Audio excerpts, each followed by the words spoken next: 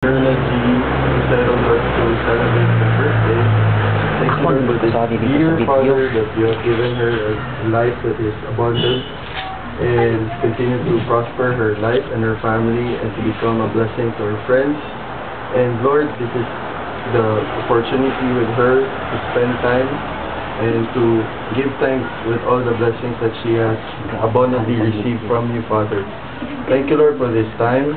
We love you and we glorify your name. We bring back all glory, honor, praises, and thanksgiving to you. Amen. Amen. Happy birthday. Happy birthday. Happy birthday to you. Happy birthday.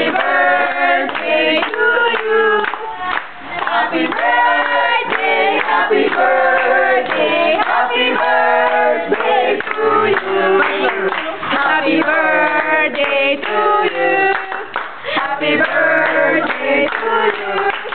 Happy birthday. Happy birthday. Happy birthday to you.